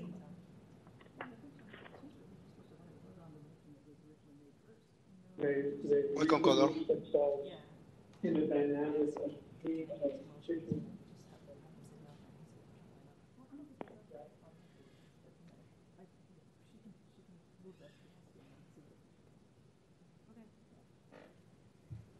Welcome, caller. Your 3 minutes starts now. Good morning, honorable commissioners. My name is Shireen McSpadden, and I'm the executive director with the Department of Homelessness and Supportive Housing. I apologize for not being there in person, but I'm on the East Coast right now and just wanted to share my thoughts. I appreciate being here today to share some thoughts about the behested payment legislation passed in January and the proposed amendments. I want to start by acknowledging the good intentions and work that went into the original legislation that was designed to prevent the pay-to-play relationships. We welcome any legislation that makes government more transparent and ethical. This is why we are supporting the Mayor's Office proposed amendments to the current behested payments legislation that clarify the law and provide clearer guidance to city staff so they can confidently comply with these laws.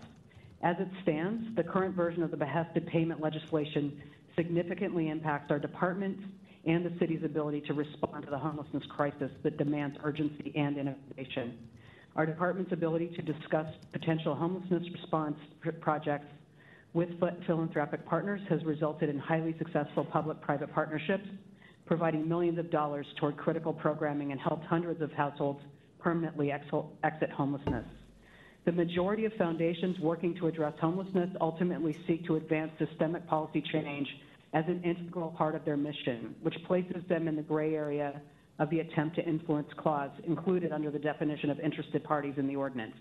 This includes foundations like Tipping Point Community that have put forward millions of dollars to move forward innovative solutions to address the crisis on the streets. The definition threatens our agency's ability to receive foundational grants or advise foundations on their grant making, which is why we support the proposed amendment to remove the clause attempt to influence from the interested party's definition. Finally, I want to express my concern that there was no fiscal or racial equity analysis conducted on the original behested payment legislation. This is concerning on many levels, but especially given that many of the organizations representing and serving these communities depend on philanthropic support. Unintended impacts on these communities will further separate historically disenfranchised and underserved communities from sources of support. I appreciate your time today and your consideration of the proposed amendments from the Mayor's Office and Supervisor Peskin that support our ability to address the homelessness crisis with the urgency and innovation it demands. Thank you. Thank you. Next caller, please. Welcome, caller. Your 3 minutes starts now. Good morning, Commissioners. My name is Mary Kate Bacalao, and I'm the Policy Director at Compass Family Services, the co-chair of the Homeless Emergency Service Providers Association, and an active member on the steering committee of the Human Services Network. These are major service provider coalitions that represent more than 80 nonprofits providing essential services that can save people's lives who are experiencing homelessness and extremely complex, physical and mental health issues. I'm calling to urge the Commission to move quickly and decisively in August to adopt the amendments that have been proposed by the Mayor's Office and by Supervisor Peskin. Specifically, I want to urge the Commission to clarify the ability to fundraise and remove barriers to fundraising that supports essential life-saving services like the ones these nonprofits provide. And I also want to ask the Commission to remove as interested parties, in line with what previous callers have requested, people who attempt to influence legislative or administrative action in line with the amendments proposed. This ordinance has had a chilling effect on philanthropy, and it has limited the ability of foundations and other nonprofits to work with the city in public-private partnerships and in other ways that allow us to respond flexibly to some of our city's most pressing problems. And I definitely support good governance-oriented ordinances, but we need to make sure that they're tailored to address the pay-to-play issues and not disproportionately impacting nonprofits that are providing life-saving services and not being funded at cost to do so. Thank you. Thank you. Welcome, caller. Your 3 minutes starts now. My name is John Cunningham. I'm the Chief Executive Officer of the National AIDS Memorial. I want to thank this body, as well as the Board of Supervisors and the Mayor's Office, for seeing the need for this legislation, which I stand in full support of. However, as a partner with the City and County of San Francisco through San Francisco's Recreation and Parks Department for well over 30 years, it is concerning to me relative to the ability for us to continue to navigate this relationship forward, which is looked at nationally as a public-private partnership of merit and looked at as a model. We have worked to invest well over $5 million in the space that was a derelict and abandoned site 30 years ago. And with over 250,000 volunteer hours from the citizens of San Francisco, not only did we transform this space, but we were able to create a national memorial designated federally in the City and County of San Francisco. And looking at the legislation now, it would concern me as to whether or not this public-private partnership would even be possible today. Our work is to improve the fabric of our community by bringing individuals and citizens together that may not normally work together. At the present time, we're working on a project that has been put on hold to conserve water, ensure the irrigation of Golden Gate Park, and specifically the memorial, is maximized and putting in an automated system. But because of this particular legislation, it is on hold now, thus impacting the environmental safety and security and the preservation of water within the city. I ask this body to please look and see if long-term partners such as ourselves and others that have been on this call and spoken can be exempted from this or looked at as a body that would allow us to move forward with these projects. This is the fabric of San Francisco, of how we work together to bring about a better community and a better city. I ask you to please ensure that this does not have a chilling effect upon engagement with community organizations. Again, thank you for your work. Thank you. Madam Chair, there are no more callers on the line. Okay, thank you. Public comment is closed. We have on the floor a motion moved by Commissioner Romano, seconded by Commissioner Finlaff, to continue further discussion and further action. I think it was the opposite, not that it really matters, but I think I moved and Commissioner Romano seconded. Okay. And to continue the discussion and further action to its next regularly scheduled meeting on August 2nd. I'd also like to propose a new amendment, which is to approve the joint proposals presented by the Board of Supervisors and the mayors to amend with one amendment, which is to remove the provision that would prohibit the Ethics Commission from imposing penalties. I made that motion, and do I have a second to that? Just to clip. It seems a direct contract. Yes, that's what I'm presenting to for us to consider. Well, they both can't pass. Yeah, they cannot pass. Well, we'll. Perhaps just to clarify procedurally where we are, my understanding is that if we have a motion that has been made and seconded, that motion should be acted on first. If there is a friendly amendment to that motion, which this sounds like this would not be that, then this motion would be voted on subsequent to the first motion that has been moved and seconded. Okay, so the procedure is we have to vote for the first motion, and then someone else can make a second? If the first motion passes, then as I understand it, it would continue the discussion and consideration of the proposals pending further engagement with the mayor's office and Supervisor Peskin's office on the proposals and the progress I think that ordinance has shown. And I think your staff would be very willing and eager to work with those offices to bring something back to the August 12th regular meeting. So that would be the result, I believe, of the first motion as I understand it. So can I have a clarification from the city attorney? So can we have, not competing, but different motions on the floor for the commissioners to vote on? And then whichever one has a majority vote will prevail? Yes, as far as our understanding is that you'd make, Commissioner Lee, you're making a second motion regarding an alternate route that you'd like to take. I do believe that we could have two motions on the floor. Obviously, if the first motion is voted on and passes, it's counter to your second motion. So you'd need a second for your motion to be taken up for a vote. Okay, thank you. Do I have a second? No. Is Commissioner Bush online still?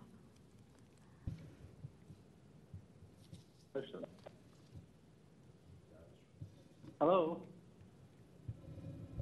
Commissioner Bush, did you hear the motions on the floor? So we have one motion that was moved and seconded, and a second one that was moved but not seconded. It's the second one, and I'm seconding it. Are you second? Are you? Can you hear me? Yes. So are you seconding I'm seconding the one to move? I'm seconding the second motion. Okay.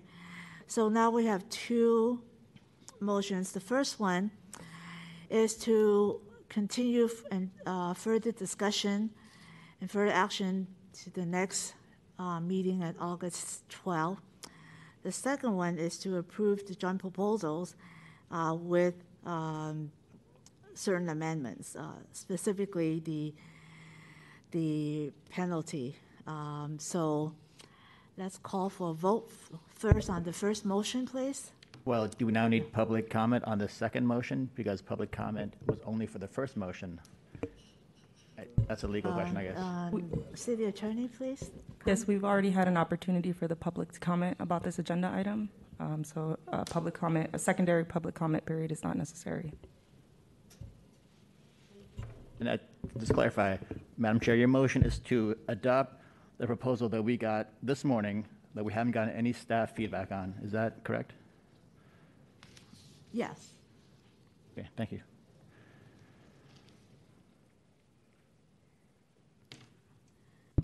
So the chair has called for a vote on the first First motion vote to for the continue the first- item for discussion and further action at the Yes, August 12th right now meeting. we are voting on the motion to continue the item to August 12th. Roll call, please.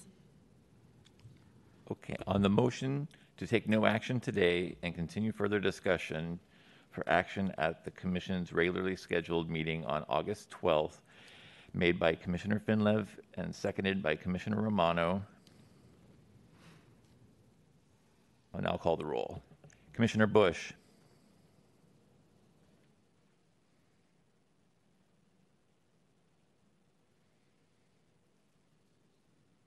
No. Commissioner Flores Fang. Aye. Commissioner Finlev. Aye. Commissioner Lee. No. Commissioner Romano. Aye. Okay, so since that one was approved, so there's no need for a vote on the second one because it's right, City Attorney? It's not necessary to take a vote on the second motion? Yes, you should rescind your motion. Yes, I will withdraw my motion. Okay? So that's passed. So let us, thank you very much. If I may, before you leave, if I just wanted to make one thing very clear, if I may, Chair. Yes, please. I just so we're all on the same page, because we're going to separate and it'll be difficult. I want to just make sure that we understand the primary concerns. I think that, well, at least I'll speak for myself, which are the removal of administrative action from the definition of interested party, the removal of attempt to influence provision altogether. Those are the two main ones, at least from my perspective. I also have some questions about the exceptions for nonprofit, recreational, cultural activities, and the real estate property provision. Those are the things that I will be digging into. I also want to make sure that that you understand that we hear loud and clear that there is serious issues with the current legislation as draft, as law in San Francisco. We want to work as best we can to help on that. I'm also very impressed by the broad coalition of parties from the government, from nonprofit organizations who realize that this is a major impediment to making the city work better. We want to help on that too. And we look forward to developing solutions that address those concerns, but also maintain the spirit of the original behested payment law that you guys enacted last year.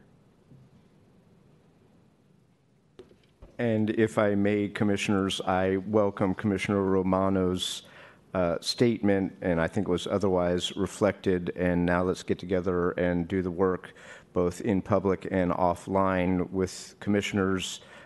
You're welcome to contact me with staff. Our door's more than open. I'd like to resolve this matter and really take the politics out of it. I think we're all on the same policy page, which is that we want to stamp out pay-to-play, quid pro quo corruption in San Francisco. That's what this is all about. That was the impetus for the legislation. That is why it passed the board unanimously. And yes, let's acknowledge that there is politics involved here. I appreciated the statement and acknowledgement that the mayor has never liked this legislation from the beginning and returned it unsigned. And for the record, I do take issue with what is something of a manufactured crisis. There are legitimate parts, but the notion that by executive order all philanthropic giving has come to a halt is politics. And the reality is many of these parties could be vetted by the departments and the city attorney's office and ethics commission staff to determine whether or not they truly are a conflicted interested party or not. Fundraising doesn't need to come to a halt. But having said that, let's go fix this thing, and I'll see you on August the 12th. Thank you, and thank you all. Ms. Eckel? Thank you, Supervisor Peskin. Yeah, I'd just like to echo the sentiment of continuing to work collaboratively. I can make myself available, of course, to ethics staff and to individual commissioners offline to engage on your questions and concerns. And as far as the repercussions of the state of affairs now, the mayor's directive was to pause programs pending vetting compliance. So there are programs that are allowed to continue with the when questions arise with the approval of ethics commission and staff, ethics commission staff, and the city attorney. If there's a green light, programs can proceed, but we do know there's been some red lights, at least as to whether programs that were done in the past were attempted again today. So thank you for your consideration. We look forward to collaborating further with you on this important issue. Thank you. Thank you very much. Now let's go into closed session, proposed Madam closed Chair, session. Sorry, before we do that, I just wanted to, I thought it would be a good time to jump in, also in the spirit of transparency, and share that last week in the Office of the Assessor Recorder, I met with the Managing Director of the San Francisco War Memorial and Performing Arts Center, John Caldone, and the Director of Cultural Affairs, Ralph Remington, to discuss pending changes regarding behested payments and gift laws. So I just wanted to share that I've also met with a few people. And I won't go into detail about what we discussed because it isn't necessarily relevant to what we're discussing now, but it may inform my conversations moving forward, especially in closed session. So I wanted to share that. Okay, just to remind the public, up to 2 commissioners can speak to anybody without violating the Brown Act. So just to keep that in mind. So let us go to proposed closed session. Item number 4, let's speed through. Do I have to read all of these? Because we need to really move forward. City Attorney, do we need to regurgitate all the closed session requirements?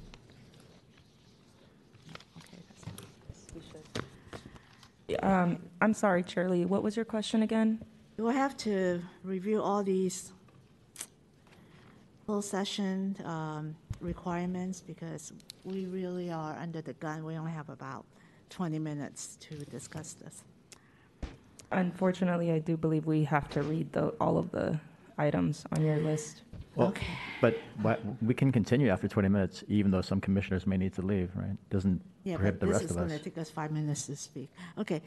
This item has been scheduled for the Commission's discussion and possible action. Employee relations staff from DHR are here with us today for this closed session item. The anticipated issue and the negotiation is the status of the meet and confer with the employee organization, San Francisco MEA, regarding the Ethics Commission's proposed June 2022 ballot measure and regulation amendments. For purposes of this item today, there are 4 steps involved. Item 4A, we will receive public comment on all matters pertaining to agenda item number 4, including whether to meet in closed session. Second, we will then vote on whether to meet in closed session under California Government Code, Section 54957-6, and Sunshine Ordinance Section 67-10E to discuss labor negotiations. This will be an action item as noted in item 4B. Third, if a closed session is held, the Commission will initiate that closed session meeting to meet with a labor negotiator and follow that closed session. We will then reconvene in open session. Fourth, pursuant to Brown's Act Section 54957.1 and Sunshine Ordinance Section 67.12, and as shown under agenda item, we will discuss and vote on the motion regarding whether or not to disclose any action taken or discussions held in closed session regarding the labor negotiation. Let's go to public comment to see if you had any public comment on this item, please.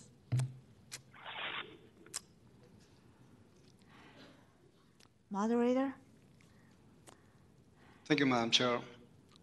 There are no callers on the line.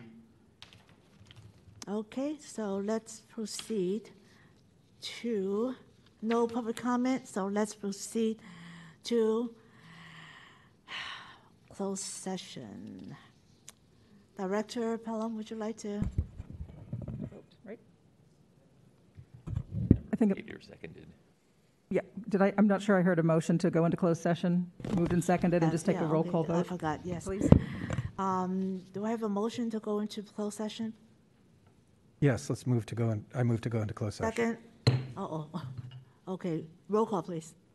A motion has been made to go into closed session by Commissioner Romano and seconded by Chair Lee. I will now call the roll. Commissioner Bush?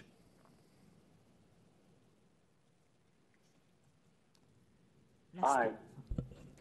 Commissioner Flores-Fang? Aye. Commissioner Finlev? Aye. Chair Lee? Aye. Commissioner Romano? Aye. The Motion has been approved unanimously. Okay, now we will move into closed session for update with the labor negotiator, labor negotiations on status and meet and confer concerning the Ethics Commission's proposed November 2022 ballot measure. We have here joining us our Director Eisen and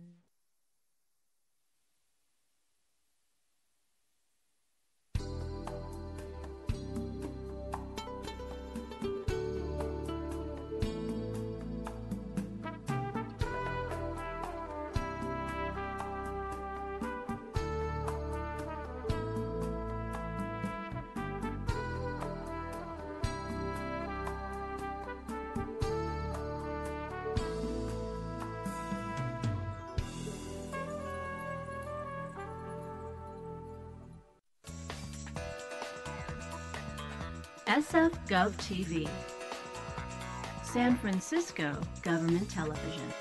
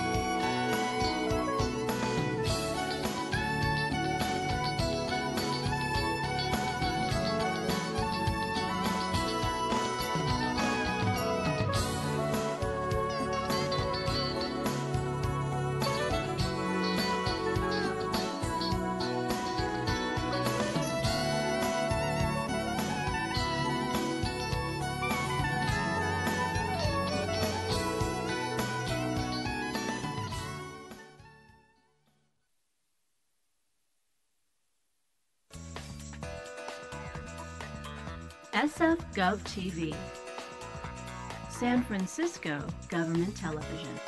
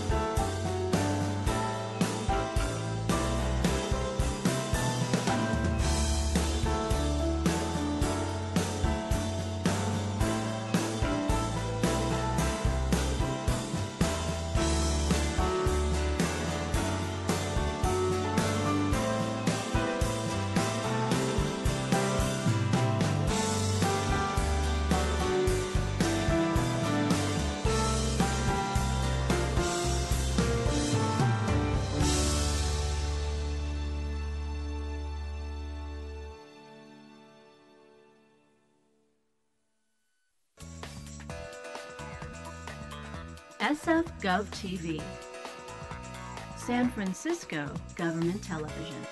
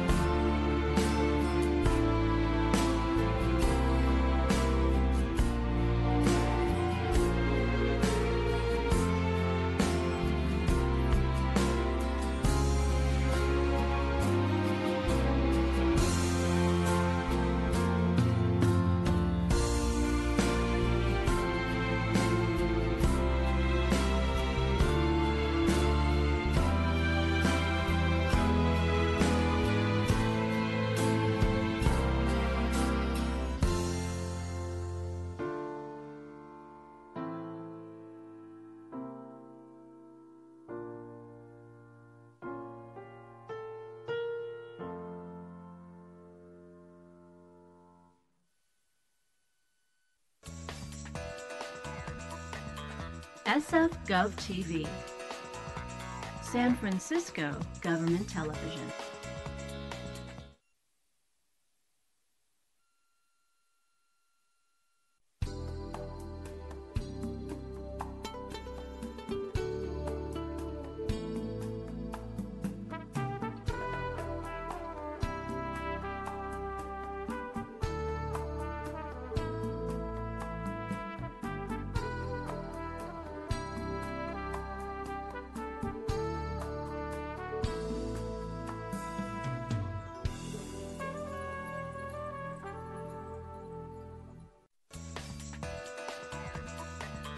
SF Gov TV, San Francisco Government Television.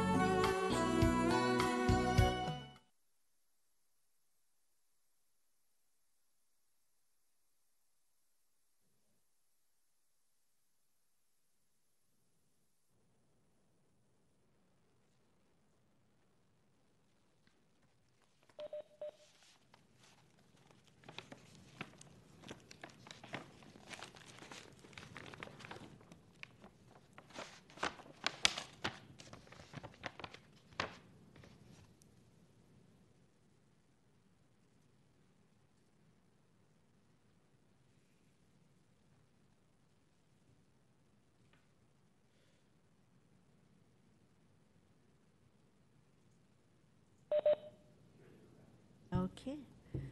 We are now back in public session, and I want to thank the public, members of the public, for your patience and continued engagement as we are now back in open session. Commissioners, do I have a motion on whether or not to disclose any action taken or discussions held in closed session? Not disclose the content of our closed session. Okay. Seconded by me. Roll call, please. On the motion not to disclose closed session deliberations, I will now call the roll. Commissioner Bush?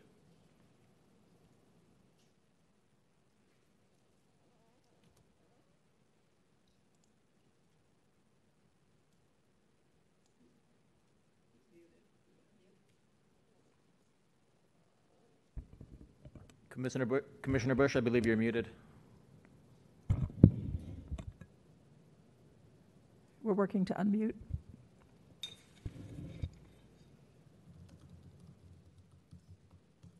Okay, let's skip over it first. It looks like Commissioner Bush has some technical difficulties and hasn't been able to rejoin the meeting. Oh, okay, so let's proceed with the roll call, please. I'm sorry, maybe we could go through the rest of the roll call and see if those technical difficulties work out. Thank you. Commissioner Flores-Fang? Aye. Commissioner Finlev? Aye. Chair Lee? Aye. Commissioner Bush, are you back online? I vote no. With 3 votes in the affirmative and 1 vote in opposition, the motion is approved. Okay, thank you. And now we are in item number 5, which is additional opportunity for public comment on matters not appearing on the agenda. Moderator, any callers? Let me check on that, Madam Chair. There's one caller on the line. Welcome, caller. You have 3 minutes. Commissioners, early on, Can you please speak up? into closed session, Can you please speak up, please? or removed, yes?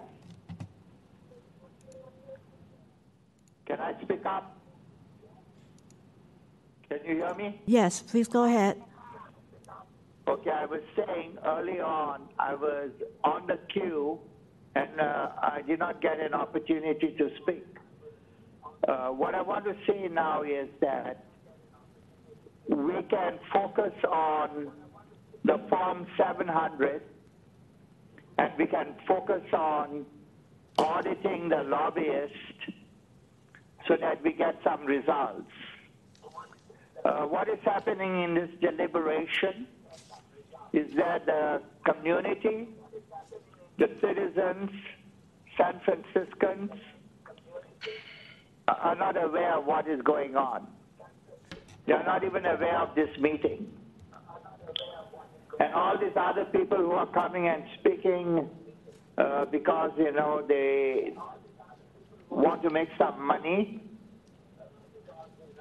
and I'm not going to name their names, and it's not right that you give them 1 or 2 opportunities to speak just because they come in person. What we were discussing was about giving an exception to the behested rules that have to be, the behested rules that have to be followed. And we want people to follow them. We don't want exemptions. The people are fed up. So I wanted to speak earlier on 3A or 3B, but I was denied. And I'm taking this opportunity to let you know exactly what I said in my introductory statement, We look upon you to do the right thing. Do not kick the can down the street. And the other thing is, don't wait for the last moment. All these things have to be in place at least 3 weeks.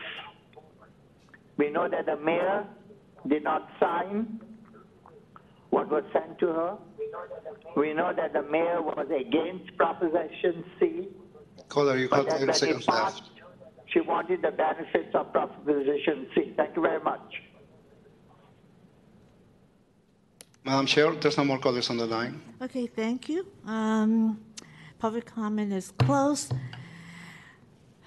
Now is agenda item number 6, adjournment. This concludes the July 27th special meeting of the San Francisco Ethics Commission.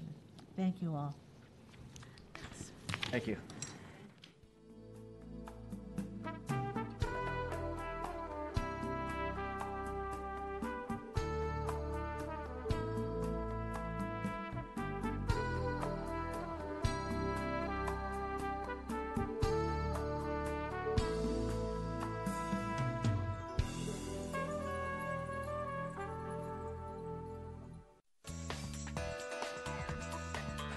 SF Gov TV.